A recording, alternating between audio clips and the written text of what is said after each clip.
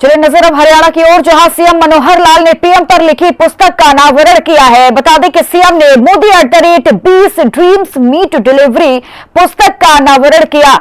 PM के नेतृत्व में सरकार गरीब कल्याण के लिए काम कर रही है। तो देखिए बड़ी जानकारी, जहां सीएम ने मोदी @20 पुस्तक मीट डिलीवरी का देखिए विमोचन के अनावरण किया है। पीएम के नेतृत्व में सरकार गरीब कल्याण के लोगों के लिए काम कर रही है। तो देखिए बड़ी जानकारी, जहां सीएम मनोहर लाल ने पीएम पर लिखी पुस्तक का अनावरण किया है। यह तस्वीर के माध्यम से आप देख पा रहे हैं सीएम मनोहर लाल को, जिनके हाथ में ये पुस्तक है, जिसका अनावरण खुद सीएम ने किया है। तो पीएम पर लिखी इस पुस्तक का अनावरण सीएम मनोहर लाल के द्वारा किया गया है। तो बड़ी जानकारी ये तस्वीरों के माध्यम से आपको बता रहे हैं, जहां सीएम ने देखिए मोदी @20 ड्रीम्स मीट डिलीवरी पुस्तक का अनावरण किया है। तो ये तस्वीर सीएम मनोहर के अलावा सभी लोग उनके साथ मौजूद हैं और ये पुस्तक।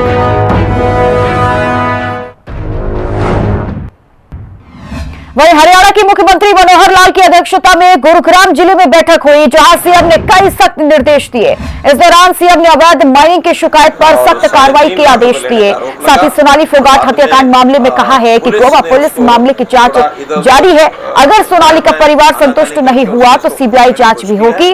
मानेसर में 1810 एकड़ भूमि अधिग्रहण मामले में सीएम ने कहा कि इस मामले में सरकार विशेष पॉलिसी बनाने को तैयार है, लेकिन ग्रामीणों की सहमति भी जरूरी है।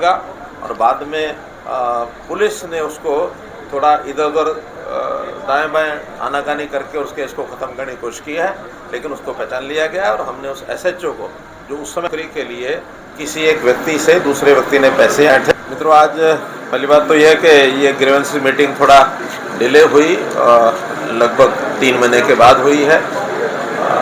कुछ कारण रहते हैं, ज़्यादा तो मेरे ही कारण होते हैं, बाकी तो मैं किसी के ऊपर नहीं इसका दोष बढ़ सकता। फिर भी आज 19 जो विधिवत फॉर्मली जिन ग्रीवेंसेस को रखा गया था, और उसके अतिरिक्त भी बाद में मेंबर्स ने कुछ और विषय रखे, कुछ सुझाव रखे, कुछ नीतिगत बातें रखी, उसका भी हमने जवाब दिया। तो जो 19 थी उसमें से 16 का समाधान ये तुरंत किया गया है, और 3 ऐसी हैं जो अगले बार की मीटिंग के लिए जिनको पेंडिंग रखा गया है, उसमें अभी निर्णय पूरे नहीं हुए हैं।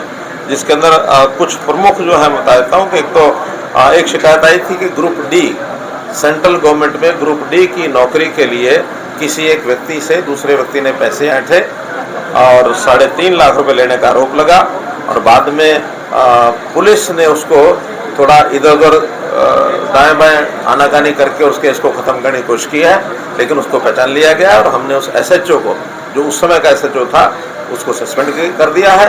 और वहाँ पर जो डिप्टी डीए जिसने गलत सलाह दी पुलिस को, डिप्टी डीए के खिलाफ भी कार्रवाई की जाएगी। और इस प्रकार से वो जो केस है जिसको रफा दफा किया जा रहा था, उसको एक प्रकार से उसकी छानबीन करेंगे, और छानबीन करने के बाद जिस व्यक्ति ने पैसे लिए हैं उसके खिलाफ कार्रवाई करेंगे। गुरुग्राम में कष्ट निवारण समिति की बैठक में सीएम मनोहर लाल ने कई समस्याएं सुनी। इस दौरान बैठक में 19 समस्याओं में से 17 समस्याओं का मौके पर निवारण किया गया। ग्रुप डी भर्ती के नाम पर पैसे लेने के मामले में लापरवाही बरतने के मामले में एसएचओ को सीएम ने सस्पेंड किया। साथ ही सोहना के पूर्व एसएचओ रघुराज को सस्पेंड किया। वहीं सीएम ने आईएमटी मानेसर में कांकरोला गांव के लिए रास्ते का समाधान निकालते हुए भी कहा कि रास्ता बांध के ऊपर से बनेगा। सेक्टर 23 में दुकान के सामने रेहड़ी हटाने के मामले में सीएम ने आदेश सुनाए हैं, लेकिन उसको पहचान लिया गया और हमने उस एसएचओ को, जो उस समय के लिए किसी एक व्यक्ति से। हरियाणा की पूर्व कैबिनेट मंत्री किरण चौधरी कांग्रेस कार्यकर्ताओं के द्वार कार्यक्रम के तहत फरीदाबाद पहुंची, जहां उन्होंने महालक्ष्मी होटल में मीडिया से बातचीत करते हुए कहा कि वे किसी को चुनौती देने के लिए नहीं निकली हैं। वे तो केवल अपने उन कार्यकर्ताओं से मिलने के लिए पहुंची हैं जो कार्यकर्ता अपने आप को पार्टी में अपेक्षित महसूस कर रहे हैं। वहीं किरण चौधरी को पार्टी से बाहर निकालने के सवाल पर बोलते हुए कहा कि जो उन्हें पार्टी से निकलवाने की सोच रहे हैं तो वो सुन ले कि वे पार्टी से कहीं नहीं जाने वाली। वहीं उन्होंने कहा कि जो कार्यकर्ता मजबूत होगा उसी को टिकट मिलेगा। हमारे कार्यकर्ताओं में है वो उसको प्रेस का कार्यक्रम है, और अगर हमारे प्रेस के